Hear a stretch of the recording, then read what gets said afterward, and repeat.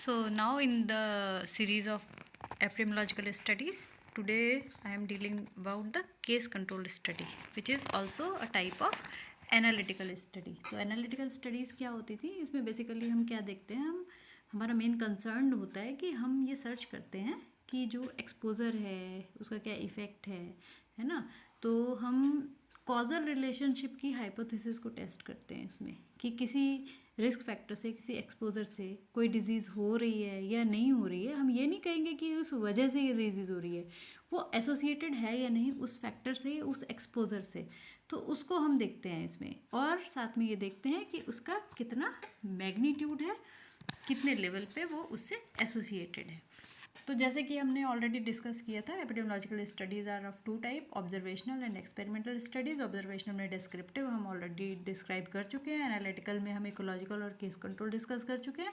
Now comes to the case cross sectional और ecological हम पहले डिस्क्राइब कर चुके हैं. Now in this presentation we will deal about the case control studies. तो केस कंट्रोल और कोहर्ट जो होती हैं, ये बेसिकली ये हमारी इसमें जो हमारा यूनिट होता है वो इंडिविजुअल होता है ना. इंडिविजुअल को लेके चलते हैं हम, लेकिन बेसिकली क्या होता है, इंडिविजुअल्स हमारा रिप्रेजेंटेटिव होता है पॉपुलेशन का. ठीक है, इंडिविजुअल्स लेके हम चलते हैं, इंडिविजुअल के बेस पे होती है, लेकिन उससे जो हमारा कंक्लूजन निकलता है, जो हमारी रिजल्ट निकलती है स्टडी की, उसको हम अप्लाई कर सकते हैं. ठीक है, पॉपुलेशन पे. तो हम ऐसा सैम्पल उस पॉपुलेशन से लेते हैं जो उस पॉपुलेशन को रिप्रेजेंट करता है. ठीक है, अब देखो जैसे दो हमने देखा, केस कंट्रोल और कोहर्ट. तो डिस्कस हम कोहर्ट नेक्स्ट प्रेजेंटेशन में करेंगे. नेक्स्ट आपकी प्रेजेंटेशन नेक्स्ट जो मैं डालूंगी आपकी वीडियो उस पर होगा. केस कंट्रोल में बेसिकली, केस कंट्रोल में क्या होता है, हम रिट्रोग्रेड चलते हैं. दैट मीन्स कि इसमें हम डिजीज़ से इफ़ेक्ट की तरफ चलते हैं, और कोहर्ट में हम क्या करते हैं, इफ़ेक्ट से डिजीज़ की तरफ, या जो रिस्क फैक्टर्स होते हैं उनसे डिजीज़ की तरफ फॉलो अप करते हैं. तो ये प्रोस्पेक्टिव होती है cohort study, and case control हमारी रिट्रोस्पेक्टिव होती है. तो अगर हम केस कंट्रोल की बात करें, केस कंट्रोल में क्या होता है, D for disease, F for factor, है ना. तो केस कंट्रोल में हमारा क्या है, केस कंट्रोल में एक्सपोजर और आउटकम दोनों हो चुके हैं. ठीक है, लेकिन हम जो आउटकम है दैट इज़ डिजीज़ है, उसमें हम उससे रिकॉल कराते हैं इफ़ेक्ट्स का. ठीक है, तो रिट्रोग्रेड वे में हम इसमें चलते हैं. बेसिक डिज़ाइन कैसे होता है, जब हम एनालाइज करते हैं या हम डेटा को कंसाइज करते हैं. ठीक है, तो उसमें हम कैसे, इसमें क्या होता है, हमारा ये 2x2 टेबल होती है ना. Risk factor, case and control. Risk factor present है तो हम जो पॉपुलेशन लेते हैं, जैसे केसेस होते हैं A+C टोटल केसेस हो गए, B+D कंट्रोल हो गया. अभी हम डिस्क्राइब करेंगे केस कैसे लेते हैं, कंट्रोल कैसे लेते हैं. तो A+C जितने केसेस हैं उसमें रिस्क फैक्टर A में प्रेजेंट है, C में प्रेजेंट नहीं है. और कंट्रोल्स जो जितने total control B and D हैं, जिनमें डिजीज़ नहीं है लेकिन उसमें भी रिस्क फैक्टर B में प्रेजेंट है और D में प्रेजेंट नहीं है. तो इसके बेसिस पे हम फर्दर एनालाइज करते हैं. अब बेसिक स्टेप्स क्या हैं केस कंट्रोल स्टडी को कंडक्ट करने के, 4 स्टेप्स हैं. सबसे पहले हम सिलेक्शन करेंगे केस एंड कंट्रोल की, उसके बाद हम मैचिंग करते हैं, फिर मेजरमेंट करते हैं एक्सपोजर का, उसके बाद हम एनालाइज करते हैं और इंटरप्रेट करते हैं कि कितना एसोसिएशन है.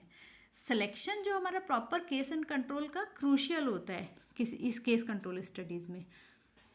कभी कभी क्या होता है, हम जो केसेस हैं वो एक सिंगल सोर्स से ले लेते हैं, कई बार डिफरेंट मल्टीपल सोर्सेज से लेते हैं. इसी तरह जो कंट्रोल्स हैं, कंट्रोल भी हम सिंगल सोर्स से भी ले सकते हैं, मल्टीपल सोर्स से भी ले सकते हैं. ये हम सिलेक्शन बायस को नलिफाई करने के लिए करते हैं बेसिकली. अब केस सिलेक्शन, जो केस सिलेक्शन से बेसिकली हमारे पास 2 चीज़ें होती हैं, डायग्नोस्टिक क्राइटेरिया और एलिजिबिलिटी क्राइटेरिया. ठीक है, सबसे पहले हमने डिफाइन करना होता है केस, हम किसको केस मान रहे हैं, किसको हम डिजीज मान रहे हैं, है ना. तो 2 स्पेसिफिकेशन, जैसे मैंने बोला, डायग्नोस्टिक क्राइटेरिया और एलिजिबिलिटी क्राइटेरिया.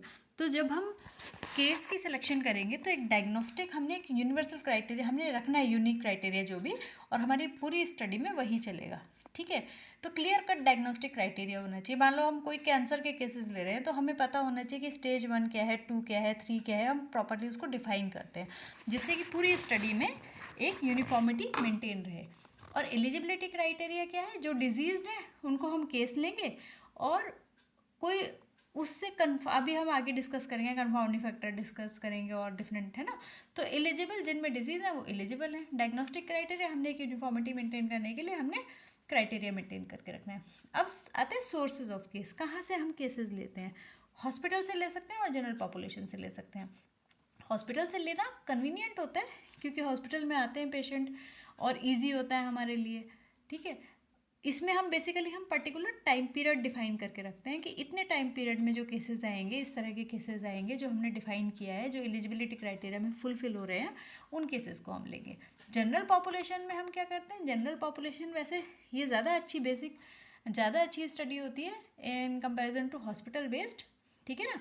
तो जनरल पॉपुलेशन में अगर पॉपुलेशन बहुत बड़ी है, हम एक तो सबसे पहले हम एरिया हम डिफाइन करेंगे किस जियोग्राफिकल एरिया में हमने लेना है और स्पेसिफाइड पीरियड में, टाइम पीरियड में हमने लेना है, ठीक है। तो सर्वे करते हैं हम, सर्वे में देखते हैं कि जो हमारे डायग्नोस्टिक क्राइटेरिया में, केस के डायग्नोस्टिक क्राइटेरिया में फिट हो रहा है और जो एलिजिबल है पार्टिसिपेट करने के लिए, उसको हम सेलेक्ट करते हैं एज ए केस। कंट्रोल की सिलेक्शन कैसे करते हैं, कंपैरिजन को जो बेसिकली वो पर्सन होते हैं जिसमें डिजीज़ नहीं है। जैसे हम केस कंट्रोल स्टडी करें, केस में तो डिजीज़ हो गई, कंट्रोल में डिजीज़ नहीं है, तो control must be free from disease under study. And usual principle क्या है, it is to observe while the selecting control should be that like should be compared with the like to avoid the error and for better comparison, है ना। तो basically क्या है, जैसे हम किसी पर्टिकुलर एज ग्रुप की डिजीज़ कर रहे हैं तो हमें जो कंट्रोल लेना है वो भी उसी एज ग्रुप का लेना है, बस उसमें डिजीज़ ना हो, है ना। तो हम सिमिलर के साथ सिमिलर को ही कंपेयर कर सकते हैं। अब सोर्स क्या हो सकते हैं, हॉस्पिटल कंट्रोल होगा, या तो जनरल पॉपुलेशन, या रिलेटिव, या नेबर, है ना। तो हॉस्पिटल कंट्रोल में बेसिकली कि मान लो हम केस हॉस्पिटल से ले रहे हैं तो उसी हॉस्पिटल से हम कंट्रोल्स भी ले सकते हैं कि जो किसी दूसरी डिजीज़ को लेके आए हुए हैं वहाँ पर, है ना। तो उसमें हम सोर्स एक सिंपल हॉस्पिटल भी, सिंगल भी ले सकते हैं और डिफरेंट हॉस्पिटल्स भी ले सकते हैं। मल्टीपल हॉस्पिटल से अगर हम लेंगे तो सिलेक्शन बायस हमारा कम से कम रहेगा, है ना। रिलेटिव्स में, जनरल पॉपुलेशन में हम रिलेटिव्स भी ले सकते हैं। रिलेटिव्स जनरल पॉपुलेशन में बेसिकली हम सर्वे करते हैं, है ना। जैसे हम केसेस ले रहे हैं तो उसके कंपेयर में हम मान लो किसी फैमिली से हमें केस मिला तो उसके नेबरहुड से हम कंट्रोल ले सकते हैं जिसमें डिजीज़ ना हो, है ना। तो सेम जियोग्राफिकल एरिया का हो गया, सेम एटमॉस्फेयर हो गया, हमारा टाइम पीरियड भी सेम रहता है। या पेशेंट के रिलेटिव ले सकते हैं, है ना। तो इस तरह से हम चूज़ करते हैं। अब केस कंट्रोल रेशो, कितने केस पे हमें कितना कंट्रोल लेना चाहिए, ये बहुत क्रूशियल पॉइंट है। अगर देखो हमारा ठीक है, केसेस काफ़ी हैं हमारे पास, तो हम सेम कंट्रोल ले सकते हैं। जैसे हम 50-60 केसेस ले रहे हैं तो 50-60 कंट्रोल ले लेंगे हम। और अगर कम है हमारे केस स्टडी ग्रुप कम है ना, रेयर डिजीज़ वाले केसेस हम ले रहे हैं, मान लो 50 से भी कम है, तो हम एक केस के कंपेरिजन में 2 to 3 इवन 4 कंट्रोल्स भी ले सकते हैं, है ना, कंपेयर करने के लिए। अब आता है कंफाउंडिंग फैक्टर। कंफाउंडिंग फैक्टर्स क्या होते हैं, confounding factors basically these are defined as one which is associated with exposure and disease and is distributed unequally in study and control group, है ना। तो कंफाउंडर क्या होते हैं, बेसिकली कंफाउंडर जो होते हैं ये एक्सपोजर और डिजीज़ दोनों पे इफेक्ट डालते हैं, ठीक है। तो ये बेसिकली जो होता है आउटकम हमारा होता है, जो हम स्टडी हम कर रहे हैं, जो हमारी डिजीज़ है उससे भी रिलेटेड होता है ना। ये लिंक करता है एक्सपोजर और आउटकम को। तो इसमें बेसिकली हम कंफाउंडर को कैसे हम कंट्रोल कर सकते हैं, रेंडमाइजेशन से, रेस्ट्रिक्शन से और मैचिंग से। जैसे देखो कंफाउंडिंग, जैसे मान लो अगर हम tobacco use, due to hidden effect of tobacco use, people जो है मान लो कोई अल्कोहलिक है ना, उसको तो वो टोबैको यूज़ भी बेसिकली करता है ना। ओरल कैंसर पे अगर हम जाएं तो ओरल कैंसर में हम देखते हैं कि वो ड्रिंक कर रहा है या नहीं कर रहा है ना, तो स्मोकिंग भी हो सकता है कंफाउंडिंग फैक्टर। अब हम इसको कैसे हम इसको न्यूट्रलाइज करेंगे, रेंडमाइजेशन से। रेंडमाइजेशन में क्या है कि आप रेंडम एलोकेशन करोगे, है ना, ग्रुप्स का। रेस्ट्रिक्शन में आप पर्टिकुलर कंफाउंडिंग वेरिएबल को रेस्ट्रिक्ट करोगे, ठीक है, कि वो जो फैक्टर है आपको एक्सपोजर और आउटकम पे इफेक्ट डाल रहा है, तो उस कंफाउंडिंग फैक्टर को हम या तो कंट्रोल में भी उसको लेंगे, है ना। अदरवाइज हम उसको बिल्कुल ही नहीं लेंगे कंट्रोल में भी और इसमें भी, केसेस में भी। तो मैचिंग हम करते हैं इसके लिए। अब मैचिंग क्या है? Matching, it is a process by which we select control in such a way that they are similar to cases with regard to certain pertinent selected variable, जैसे age, sex, occupation, social status, which are known to influence the outcome of the disease, है ना। तो matching हुआ क्या ये matching में, है ना। तो कंट्रोल क्या होता है? वो केसेस से नंबर ऑफ फैक्टर्स में डिफर कर सकता है, जैसे एज में, सेक्स में, ऑक्यूपेशन में। मान लो हम केस ले रहे हैं, कंट्रोल ले रहे हैं, तो उससे ये चीज़ें मैच नहीं हो रही, तो हमारा जो है आउटकम जो है, जो हमारा रिजल्ट है, उस पर इफेक्ट आएगा।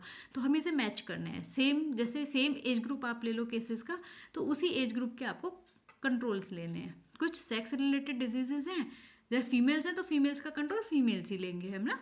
ऑक्यूपेशनल एक्सपोजर का अगर है तो सेम एक्सपोजर के लिए हम कंट्रोल लेंगे, ठीक है ना। तो इस तरह से हम मैचिंग करते हैं। अब मैचिंग देखो, मैचिंग में क्या होता है, एक्सपोजर और डिजीज दोनों पे इफेक्ट नहीं आता, जैसे कंफाउंडिंग फैक्टर में, है ना।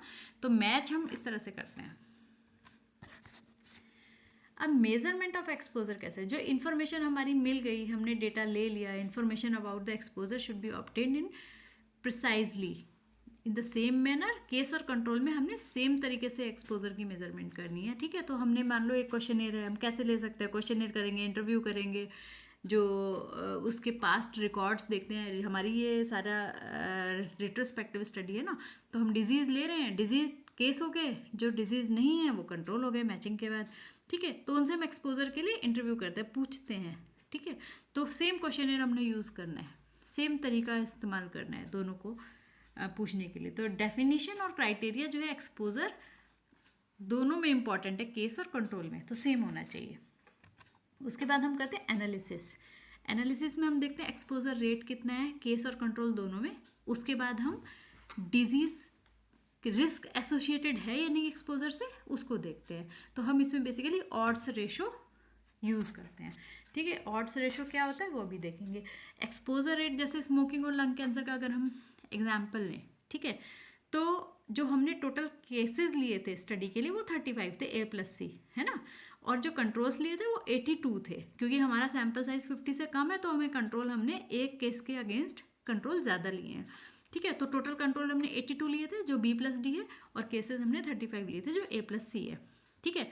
अब केसेस में जो स्मोकिंग का एक्सपोजर था वो 33 में था और नहीं 2 में था, है ना। और कंट्रोल में जो था, जिसमें डिजीज नहीं थी, उसमें भी स्मोकर्स जो थे 55 थे और नॉन स्मोकर्स 27 थे, ठीक है। तो एक्सपोजर रेट केसेस में कितना हो गया, कंट्रोल में कितना हो गया। एक्सपोजर रेट मतलब स्मोकिंग का एक्सपोजर, है ना। तो केसेस में जो डिजीज्ड थे, लंग कैंसर वाले थे, उसमें एक्सपोजर रेट क्या हो गया, 33 को डिवाइड कर दिया हमने टोटल केसेस से 35 से, तो 94% केसेस में एक्सपोजर था, है ना।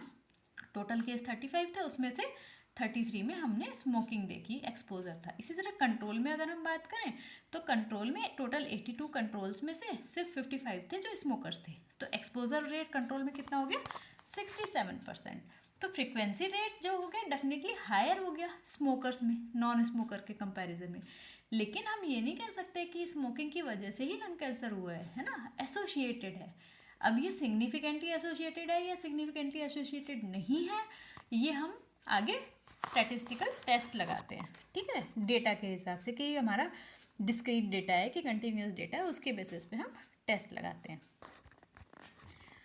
अब एस्टिमेशन ऑफ डिजीज रिस्क हमने निकाल लिया, एक्सपोजर रेट कितना है, ठीक है, एसोसिएशन में निकाल लिया। अब कितना रिस्क है, तो ये दो तरह से हम देखते हैं, जो रिस्क देखते हैं, रिलेटिव रिस्क या रिस्क रेशो और ऑड्स रेशो, ठीक है। रिलेटिव रिस्क में हमने इंसिडेंस देखते हैं, हम इंसिडेंस कितना है एक्सपोज्ड में, नॉन एक्सपोज्ड में, है ना, डिजीज़ की इंसिडेंस कितनी है।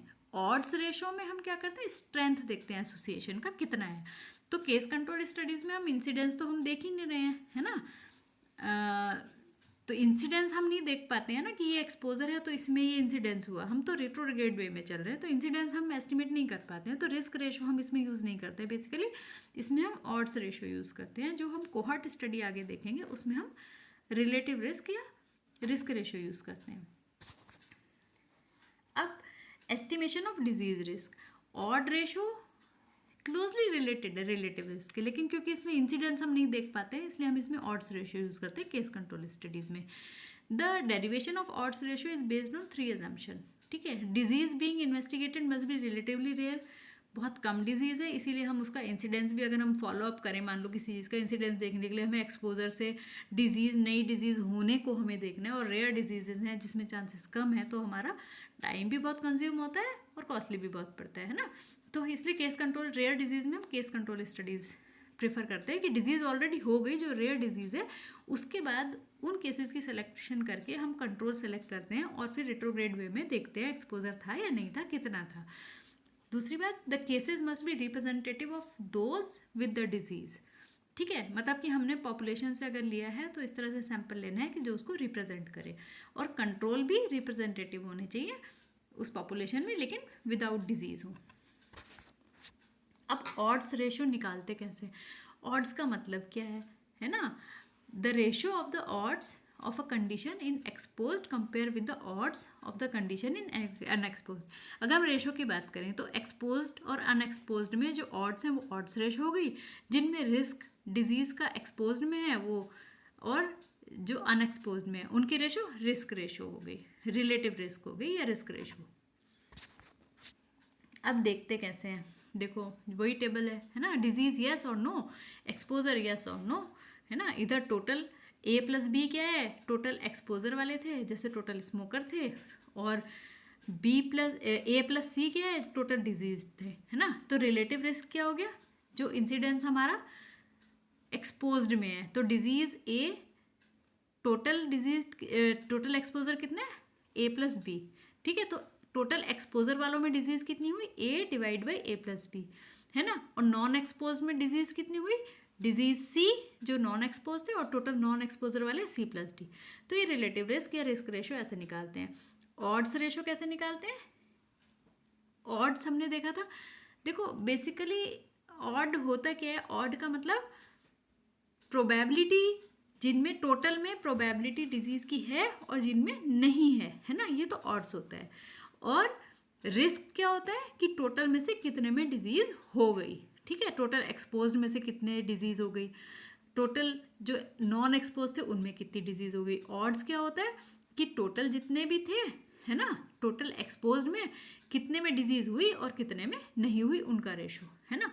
तो ऑड ए, अगर हम A प्लस बी में ऑड देखें तो A और A डिवाइड बाई बी, मतलब A प्लस बी में A में डिजीज़ हो गई, B में डिजीज़ नहीं हुई, तो ये ऑड हो गया डिजीज्ड वालों का, है ना. और C जो नॉन एक्सपोज्ड है वो टोटल C उनमें C में डिजीज़ हो गई और D में डिजीज़ नहीं हुई जो एक्सपोज्ड नहीं थे, तो ये ऑड्स हो गया नॉन एक्सपोज्ड वालों का. ठीक है, तो रिस्क बेसिकली क्या होता है? रिस्क हो गया चांसेस होने के, प्रोबेबिलिटी सब में से किस में हो गई डिजीज़. ऑड्स क्या है? सब में से किस में हुई और किस में नहीं हुई, उनकी रेशो है. ठीक है, तो ऑड्स रेशो हम ऐसे निकालते हैं. अब बायस क्या हो सकता है केस कंट्रोल स्टडीज़ में? बर्कुनसिन बायस हो सकता है. ठीक है, बर्कुनसिन क्या होता है? बेसिकली हॉस्पिटल बेस्ड स्टडीज़ में होता है. ठीक है, इसमें ये प्रोबेबिलिटी होती है एडमिशन की हॉस्पिटल में और डिटेक्शन ऑफ आउटकम में कि वो दूसरे और भी केसेस में सिंपली और भी फैक्टर्स हो सकते हैं जिनकी वजह से वो आया है ना. Selection of inappropriate cases and control. ठीक है, रिप्रेजेंटेटिव ही नहीं है वो, है ना, या चांसेस नहीं है, एडिक्वेट चांसेस नहीं है एक्सपोजर के.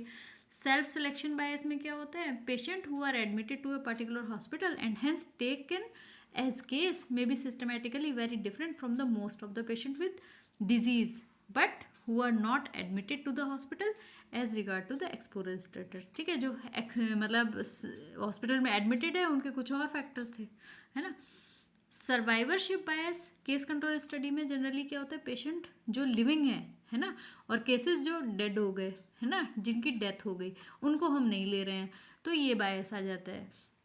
Selection of wrong control group, control जो हमने ठीक से मैचिंग नहीं करी, कंफाउंडिंग फैक्टर्स नहीं देखे, है ना, तो ये सारी चीज़ें हमारे रॉन्ग कंट्रोल ग्रुप में आ जाती हैं.